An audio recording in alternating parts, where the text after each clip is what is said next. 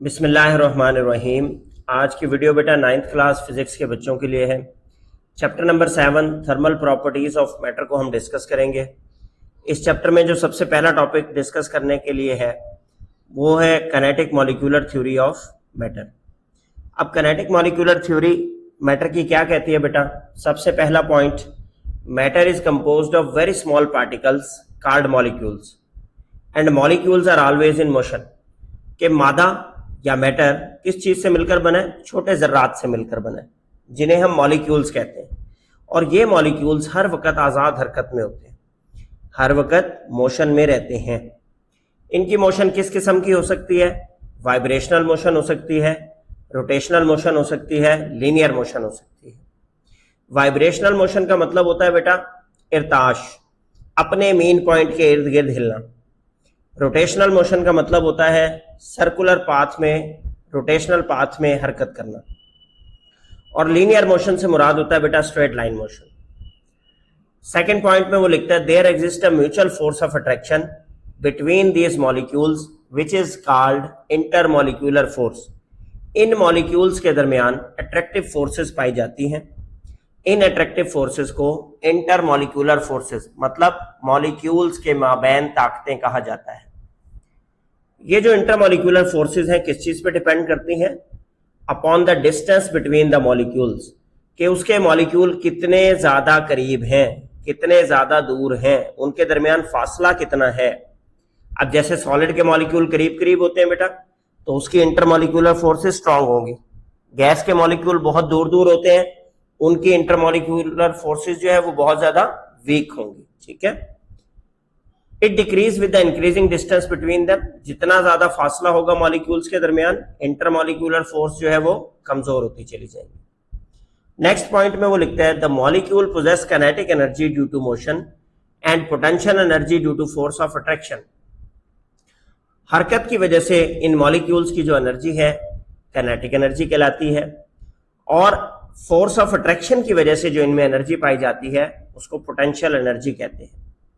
जब हम किसी सब्सटेंस को हीट अप करते हैं तो उसके मॉलिक्यूल एक्साइट हो जाते हैं। एक्साइट होने से मुराद उसका टेम्परेचर राइज होता है और मॉलिक्यूलर मोशन जो है वो बढ़ जाती है, जिससे काइनेटिक एनर्जी मॉलिक्यूल्स की बढ़ जाती है।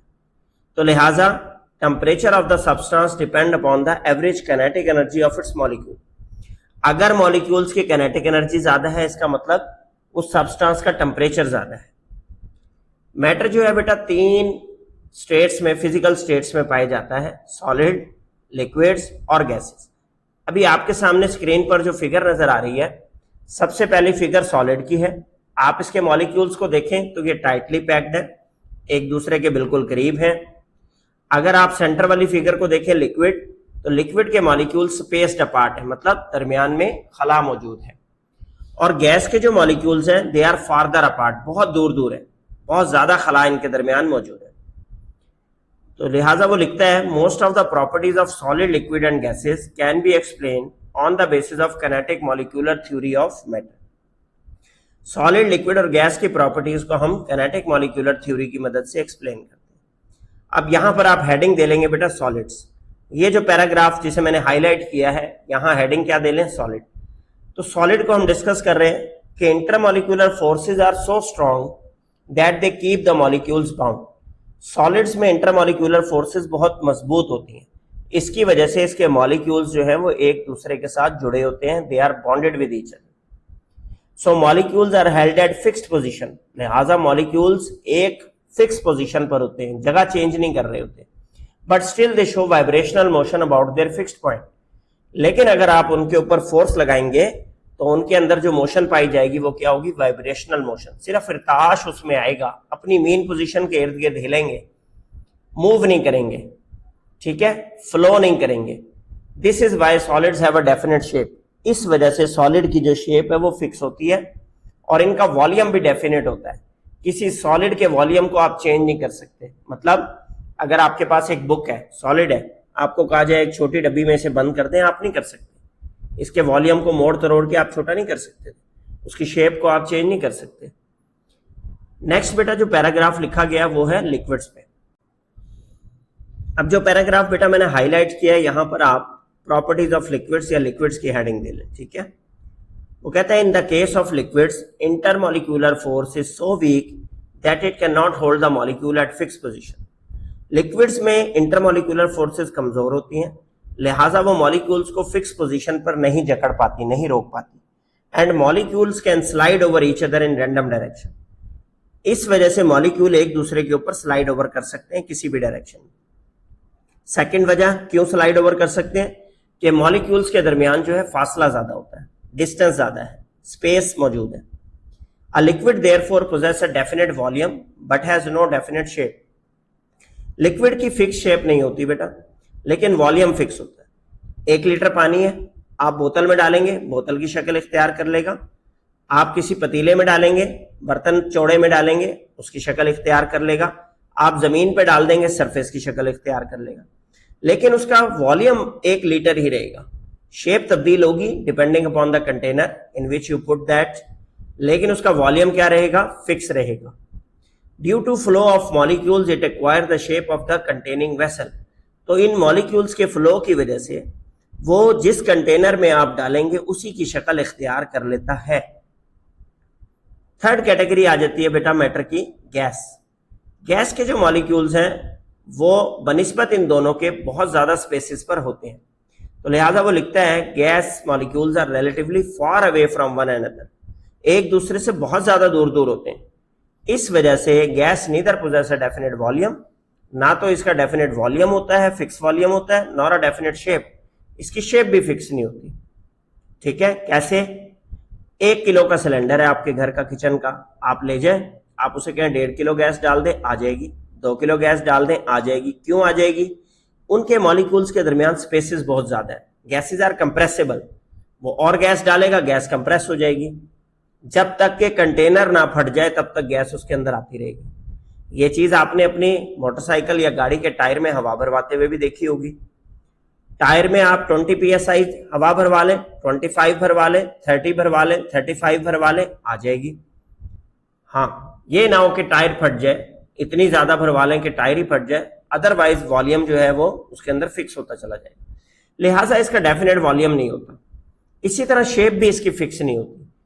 ठीक है, गुब्बारे में डालेंगे, गुब्बारे की शेप, टायर में फिल करवाया ट्यूब में, ट्यूब की शेप आ गई। तो इस तरीके से इसकी शेप भी फिक्स नहीं होती। फोर्थ जो स्टेट है बेटा मैटर की, जिसे हम नॉन फिजिकल स्टेट या आयनिक स्टेट कहते हैं, इसको कहते हैं प्लाज्मा। प्लाज्मा बेसिकली गैस है जिसमें एटम्स जो है आयोनाइज स्टेट में होते हैं। आयोनाइज स्टेट में इसमें पॉजिटिव आयंस भी होते हैं बेटा और नेगेटिव आयंस भी होते हैं, जिन्हें इलेक्ट्रॉन्स कहते हैं। They are freely moving in the volume of a gas. तो ये गैस फ्री मूव पोजीशन में होती है। Due to presence of positive ions and free electron, plasma is the conducting state of matter. चूंकि इसके अंदर बेटा पॉजिटिव आयंस भी मौजूद है, नेगेटिव आयंस मौजूद है, इलेक्ट्रॉन्स, इस वजह से प्लाज्मा को कंडक्टिंग स्टेट ऑफ मैटर कहते हैं। कंडक्टिंग स्टेट का मतलब क्या है कि इसमें से बिजली आराम से पास हो जाती है, करंट पास हो जाता है, लाइट पास ऑन हो जाती है। Since the gas in plasma has properties which are quite different from ordinary gas, this is known as fourth state of matter. तो ये जो आयनिक स्टेट ऑफ मैटर जिसे हम प्लाज्मा कह रहे हैं, गैसियस स्टेट, ये नॉर्मल गैस स्टेट से डिफरेंट है। इस वजह से इसको फोर्थ स्टेट ऑफ मैटर या अलग नाम दिया गया प्लाज्मा। अब सूरज में, सितारों में, हमारी जो इंटरस्टेलर बॉडीज हैं, कॉस्मिक बॉडीज हैं, यहां पर प्लाज्मा बहुत पाया जाता है। इसके अलावा आपके घरों में प्लाज्मा टीवी, प्लाज्मा एलईडी मौजूद है। गैस डिस्चार्ज ट्यूब्स के अंदर प्लाज्मा पाया जाता है। जब आप इलेक्ट्रिक करंट उसमें से पास करते हैं तो वो ग्लो करती है gas. Plasma state also occur during the early stage of lightning formation known as lightning streamers. शुरू में जो लाइट्स मार्केट में आई थी लाइटनिंग स्ट्रीमर्स के नाम से, उनमें भी प्लाज्मा पाया जाता था। जब उसके अंदर से आयोनाइज्ड एयर मॉलिक्यूल्स गुजारे जाते थे तो वो ग्लो करते थे। ठीक है, नेक्स्ट हमारा टॉपिक है बेटा टेम्परेचर और हीट का difference. What is temperature of a body? Degree of hotness और coldness of a body is called temperature. कि कोई जिस्म किस कदर ठंडा है या किस कदर गर्म है, इसको हम टेम्परेचर ऑफ द बॉडी कहते हैं। जैसा कि आप आइस क्यूब को हाथ लगाएं तो आपको ठंडक फील होगी, आप गर्म पानी में हाथ डुबोएं तो आपको हॉट टेम्परेचर फील होगा। ठीक है, अब ये टेम्परेचर बेसिकली क्यों फील होता है आपको? ड्यू टू द डिफरेंस ठीक है, फर्क की वजह से ये टेम्परेचर आपको फील होता है। अब जब हम किसी बॉडी को हीट अप करते हैं उसका टेम्परेचर बढ़ जाता है। Process of heating provide heat और thermal energy to the body which is the cause of rise in temperature. ये जो हीटिंग का प्रोसेस है, गर्म करने का प्रोसेस है, इसने उस जिस्म को थर्मल एनर्जी प्रोवाइड की जो कि वजह बनी उसके टेम्परेचर के बढ़ जाने की। तो लिहाजा आप यहां से बेटा डेफिनेशन याद करेंगे टेम्परेचर की, और अगर बहुत अच्छा तैयार करना चाहे तो थर्मल एनर्जी के फ्लो को भी साथ में डिफाइन कर दें। ठीक है, इसी तरीके से नेक्स्ट है आपके पास, इसी डेफिनेशन को आप ऐसे भी लिख सकते हैं, temperature can be defined as a physical quantity which determine the direction of flow of thermal energy. के टेम्परेचर को हम एक ऐसी फिजिकल क्वांटिटी कह सकते हैं जो थर्मल एनर्जी के फ्लो को, उसकी डायरेक्शन को बयान करती है। थर्मल एनर्जी की डायरेक्शन किस तरफ होती है बेटा? From hot body to cold body, from hot body to cold body. मेरा हाथ गर्म है, फर्ज करें आपका हाथ ठंडा है, हम हाथ मिलाएं तो मेरे हाथ की गर्माइश आपके ठंडे हाथ में शिफ्ट होना शुरू हो जाएगी। ये है direction of flow of thermal energy. हमेशा थर्मल एनर्जी हॉट एंड से, हॉट ऑब्जेक्ट से कोल्ड बॉडी की तरफ ट्रांसफर होती है। ठीक है, अब ये जो प्रॉपर्टी है एनर्जी के ट्रांसफर होने की, इसको बेटा हीट कहते हैं। हीट की डेफिनेशन आप क्या तैयार करेंगे? Heat is the energy which is transferred from one object to another. के हीट एनर्जी की फॉर्म है जो एक जिस्म से दूसरे जिस्म में मुंतकिल होती है। क्यों मुंतकिल होती है? Due to difference of temperature between the two bodies. दो अजसाम के दरमियान जब टेम्परेचर का डिफरेंस होता है, टेम्परेचर का फर्क होता है, तो हीट ट्रांसफर होती है एक ऑब्जेक्ट से दूसरे ऑब्जेक्ट में। ठीक है, नेक्स्ट हमने डिस्कस करना है बेटा टेम्परेचर और इंटरनल एनर्जी के दरमियान रिलेशनशिप। इंटरनल एनर्जी में अगर आपको एक लाइन में बताऊं उसकी डेफिनेशन, तो आप यहां से कर सकते हैं, जो बॉक्स लिखा हुआ है, the sum of kinetic and potential energy of the molecules of object. किसी जिस्म में मौजूद मॉलिक्यूल्स की काइनेटिक एनर्जी और पोटेंशियल एनर्जी को अगर सम कर दिया जाए तो ये उस जिस्म की internal energy of the body कहलाती है। अब काइनेटिक एनर्जी कहां से आती है उसके मॉलिक्यूल्स में? Due to the motion of the molecules. Potential energy कहां से आती है उसके मॉलिक्यूल्स में? Due to the attractive forces of the molecules. तो अगर ये दो लाइंस भी आप इसके साथ लिखेंगे तो बहुत ही अच्छा हो जाएगा कि काइनेटिक एनर्जी कहां से आती है उसमें? Due to motion of the molecules. Potential energy कहां से आती है उसमें? Due to attractive forces of the molecules. और अगर इन दोनों को सम अप कर दिया जाए तो इस एनर्जी को हम क्या कहते हैं बेटा? इंटरनल एनर्जी कहते हैं। जब हम किसी सब्सटेंस को गर्म करते हैं तो उसकी मॉलिक्यूलर मोशन इंक्रीज करती है, इससे internal energy of the body भी इंक्रीज करती है। क्यों? क्योंकि उसकी काइनेटिक एनर्जी इंक्रीज होती है। तो यहां तक आप इसको जरूर तैयार करेंगे। फिर आपके पास बेटा टॉपिक नंबर 7.3 है, व्हाट आर थर्मोमीटर्स। टेम्परेचर नापने के लिए जिस डिवाइस को आप इस्तेमाल करते हैं उसको क्या कहते हैं बेटा? थर्मोमीटर कहते हैं। ठीक है, तो यहां पर आप उसकी डेफिनेशन याद करेंगे, for the exact measurement of the hotness of a substance. कि अगर किसी सब्सटेंस की डिग्री ऑफ हॉटनेस नापनी हो आपने कि ये कितना गर्म है, तो we require an instrument called a thermometer. तो हमें किस आले की जरूरत है? थर्मोमीटर की जरूरत है। या आप इसको सादा अल्फाज में ऐसे भी लिख सकते हैं, thermometer is a device used to measure the hotness of a body. कि थर्मोमीटर एक ऐसा आला है जिसकी मदद से हम किसी जिस्म के गर्माइश को नाप सकते हैं, किसी जिस्म की डिग्री ऑफ हॉटनेस को नाप सकते हैं कि वो जिस्म कितना गर्म है। Thermometer use some property of a substance which change appreciably with the change of temperature. तो थर्मोमीटर में हम जो सब्सटेंस इस्तेमाल करते हैं बेसिकली वो चेंज ऑफ द टेम्परेचर से अपनी प्रॉपर्टी तब्दील करता है। अब कैसा होता है वो सब्सटेंस, उसकी प्रॉपर्टीज क्या होनी चाहिए, ये एक अलग क्वेश्चन है। Basic thermometric properties of a liquid, कि आपने जिस लिक्विड को थर्मोमीटर में इस्तेमाल करना है उसकी क्या खसूसियात होनी चाहिए। तो properties of a thermometric liquid क्या है बेटा? सबसे पहले it should be a good conductor of heat, के इसको हीट मुंतकली करता हो, कंडक्टर ऑफ हीट हो, हीट उसमें से गुजर सके। Second, it should give quick response to temperature change, के टेम्परेचर के तब्दील होने पे वो अपनी प्रॉपर्टी को तब्दील करता हो, रिस्पॉन्स देता हो। It has uniform thermal expansion, ऐसा ना हो कि वो टेम्परेचर चेंज होने पे अचानक ज्यादा हो जाए या अचानक कम हो जाए, नहीं, थर्मल एक्सपेंशन उसकी यूनिफॉर्म हो, बतदरीज हो, लम्हा ब लम्हा हो, आहिस्ता आहिस्ता हो। It has high boiling point, उसका बॉइलिंग पॉइंट ज्यादा होना चाहिए, ये ना हो कि टेम्परेचर ज्यादा होते ही वो बॉयल हो जाए। It has low freezing point, उसका फ्रीजिंग पॉइंट बहुत कम होना चाहिए, ऐसा ना हो कि ठंडक में वो जम जाए, ठंडे मौसम में वो जम जाए। It has low expansivity, low specific heat capacity, उसकी जो हरारत मखसूसा है, स्पेसिफिक हीट है, वो कम होनी चाहिए। जब हरारत मखसूसा कम होगी तो उसकी एक्सपेंसिविटी की वैल्यू, उसके फैलाव की वैल्यू बढ़ती चली जाएगी। It does not wet glass, वो शीशे के साथ चिपकता ना हो, उसे गीला ना करता हो। इट डज नॉट वेपराइज, वो बुखारात की शक्ल में उड़ ना जाए। And it should be visible, कि वो नजर आता हो आराम से, जैसे डॉक्टर उसको छिड़क के और ऐसे आंख के सामने करके देखते हैं ना, तो उसको वो पारा नजर आता है जो मरकरी उसमें डला हुआ। अगर ना नजर आता हो तो वो कैसे बताएगा कि आपको कितना टेम्परेचर है? तो लिहाजा इट शुड बी विजिबल। तो यहां पर नाम नहीं लिखा गया क्योंकि कुछ ममालिक में अल्कोहल भी इस्तेमाल किया जाता है, हमारे यहाँ पाकिस्तान में ज्यादा मरकरी थर्मोमीटर इस्तेमाल किए जाते हैं। तो हम किसकी बात कर रहे हैं यहाँ पे? बेसिकली मरकरी को डिस्कस कर रहे हैं, चूंकि हमारे इलाके में, हमारे पाकिस्तान में मरकरी इस्तेमाल किया जाता है। अब है बेटा आपके पास liquid in glass thermometer. Glass thermometer से मतलब कि ये शीशे की ट्यूब है, और लिक्विड इन ग्लास थर्मोमीटर के उसके अंदर लिक्विड इस्तेमाल किया गया।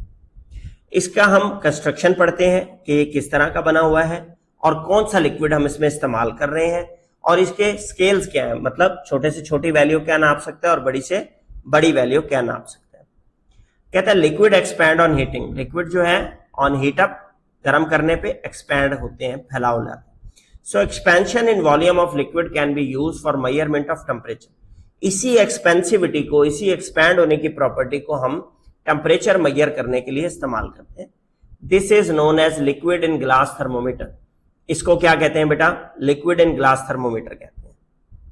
One such liquid which is commonly used in thermometer is mercury. एक ऐसा लिक्विड जो कि कॉमनली इस्तेमाल होता है थर्मोमीटर में, वो क्या है बेटा? मरकरी है।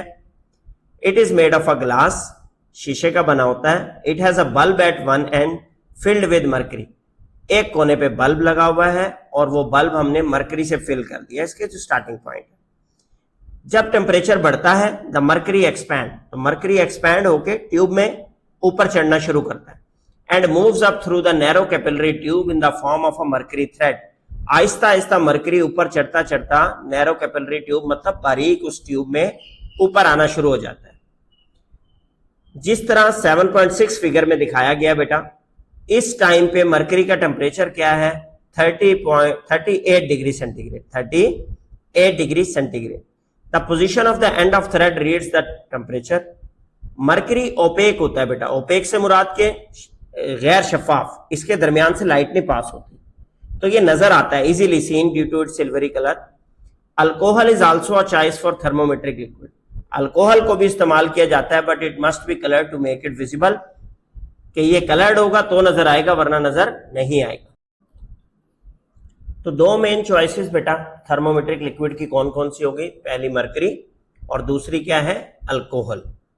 इस तरीके से एक लिक्विड इन ग्लास थर्मोमीटर की कंस्ट्रक्शन को आप पेपर में रिप्रेजेंट कर सकते हैं। नेक्स्ट टॉपिक है बेटा टेम्परेचर स्केल्स। अब जब हम टेम्परेचर मेजर करते हैं तो डिफरेंट किस्म के स्केल्स अवेलेबल हैं। जो भी मेजरमेंट ऑफ टेम्परेचर का स्केल होता है उसमें दो रेफरेंस पॉइंट, दो रेफरेंस टेम्परेचर बेटा जरूर इस्तेमाल किए जाते हैं। उन्हें कहते हैं हम टू फिक्स पॉइंट।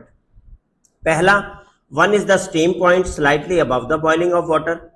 एक steam point boiling of water से ऊपर स्टैंडर्ड एटमॉस्फेरिक प्रेशर पे, इसको हम upper fixed point of the scale कह देते हैं। ठीक है, तो यहां से आपकी डेफिनेशन क्या हो जाएगी? अपर फिक्स पॉइंट। और जो सेकंड पॉइंट है बेटा वो लोएस्ट पॉइंट, उसको हम कहते हैं lower fix point. The second point is the melting point of pure ice और सिंपली आइस पॉइंट। तो ये जो आइस पॉइंट है या बर्फ के पिघलने का पॉइंट है उसको हम लोअर फिक्स पॉइंट कहते हैं। तो कितने किस्म के फिक्स पॉइंट होंगे? दो, एक अपर फिक्स पॉइंट और एक लोअर फिक्स पॉइंट। अपर फिक्स पॉइंट जो है अबव बॉइलिंग ऑफ वाटर, और लोअर फिक्स पॉइंट जो है वो melting point of pure ice जो है। अब डिफरेंट स्केल्स हैं हमारे पास, सेल्सियस स्केल है, फ़ारेनहाइट स्केल है, केल्विन स्केल है। तीन किस्म के टेम्परेचर मेजरमेंट स्केल्स हैं। इनके दरमियान आपको कन्वर्जन भी आनी चाहिए, वन बाय वन एक एक पैराग्राफ में एक एक टेम्परेचर स्केल को हम जो है डिस्क्राइब करते हैं। सबसे पहला ग्राफ है बेटा सेल्सियस या सेंटीग्रेड स्केल पे। इसको सेल्सियस स्केल भी कहते हैं, सेंटीग्रेड भी कहते हैं, डिग्री सेंटीग्रेड, डिग्री सी इसके साथ लगाते हैं। इन सेल्सियस और centigrade scale the numerical value assigned to lower end upper fix point are 0 degree and 100 degree. इसका मतलब है कम से कम दर्जा इस पे 0 डिग्री है और ज्यादा से ज्यादा क्या है 100 degree centigrade. Difference between these two values is 100। 100 minus 0 क्या आ गया 100। So space between this point is divided into 100 equal parts. तो ऐसा थर्मोमीटर जो डिग्री सेंटीग्रेड में नापता होगा उसके दरमियान जो दर्जे लगे हुए हैं, पॉइंट्स लगे हुए हैं, उस पर लाइंस लगी हुई हैं, कितनी डिवीजन होंगी उनके दरमियान 100। और हर डिवीजन को, हर एक पार्ट को हम क्या कह सकते हैं 1 डिग्री सेंटीग्रेड कहते हैं। सेकेंड टेम्परेचर स्केल है बेटा आपका फॉरेनहाइट। अब जो फॉरेनहाइट स्केल है, राइट साइड पे इसने ये बनाए भी हुए हैं बेटा टेम्परेचर जो है थर्मोमीटर, आप इनको भी गौर से देख सकते हैं। फॉरेनहाइट स्केल में लोअर फिक्स पॉइंट है 32 डिग्री फॉरेनहाइट और अपर फिक्स पॉइंट है 212 डिग्री फॉरेनहाइट। अगर आप 212 में से 32 को माइनस करें तो 212 में से 32 को माइनस करने पे आता है बेटा 180। तो लिहाजा फॉरेनहाइट स्केल डिवाइड होगा 180 इक्वल पार्ट्स में।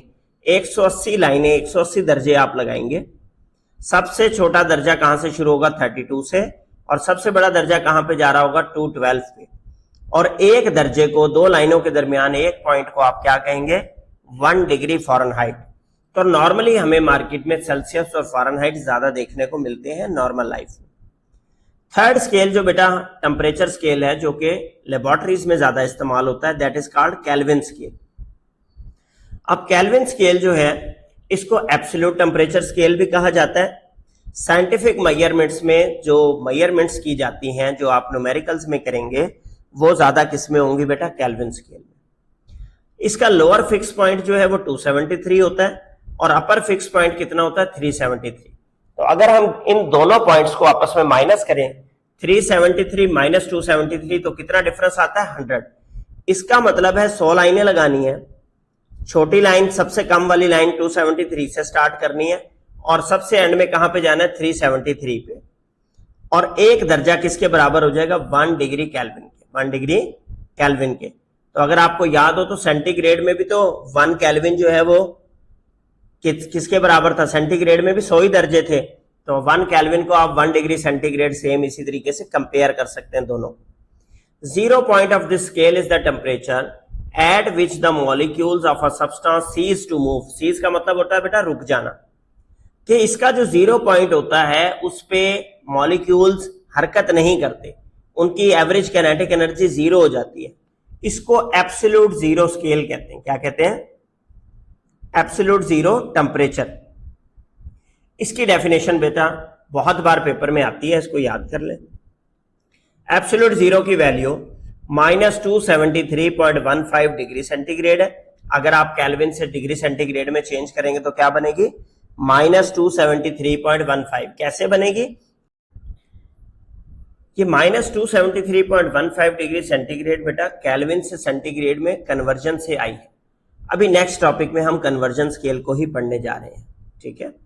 Absolute zero is the lowest possible temperature even to be in the whole universe. पूरी कायनात का सबसे कम टेम्परेचर एब्सोल्यूट जीरो टेम्परेचर है और इस टेम्परेचर पे कोई मैटर, कोई मादा, कोई चीज एग्जिस्ट नहीं करती।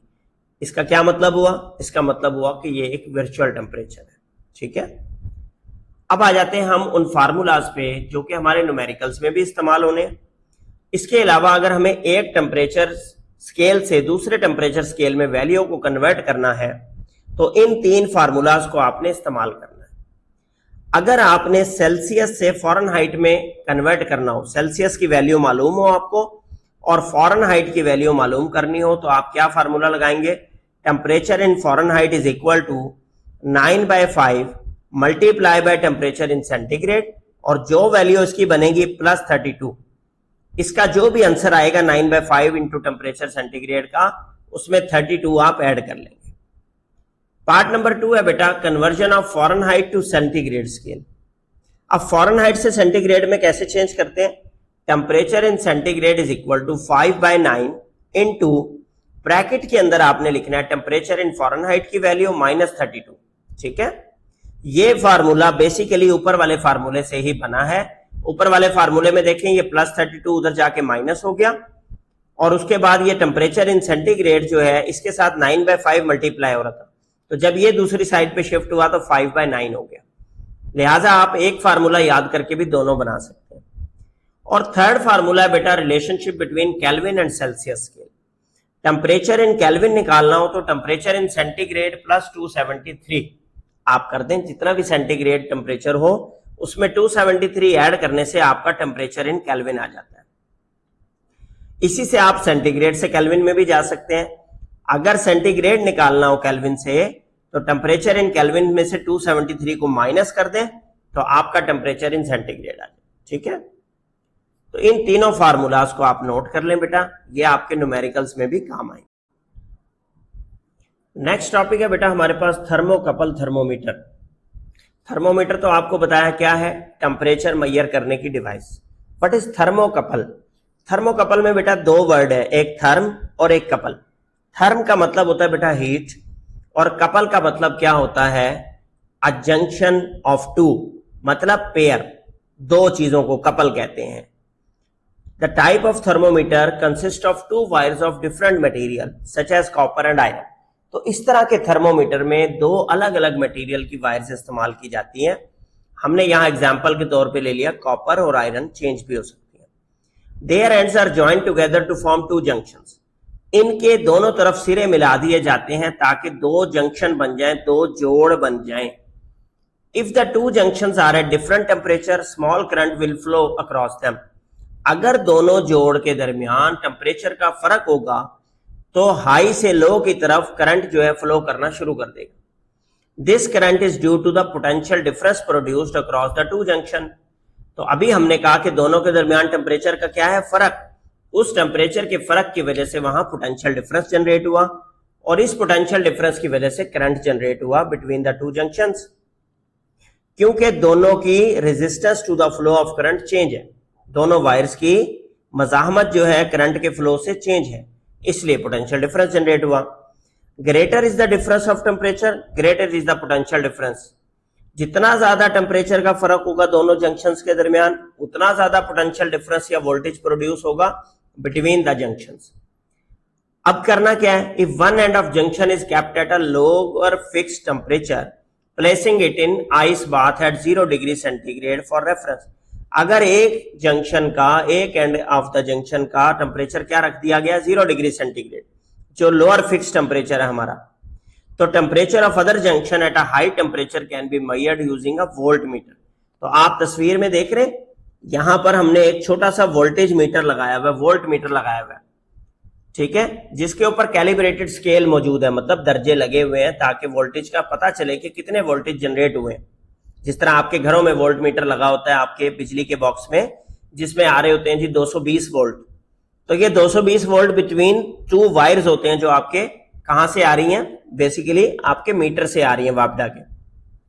इसी तरह यहां पर इस वोल्ट मीटर पे वोल्टेज पोटेंशियल डिफरेंस आपको नजर आ जाएगा कि कितना प्रोड्यूस हुआ due to difference of temperature between the two junctions.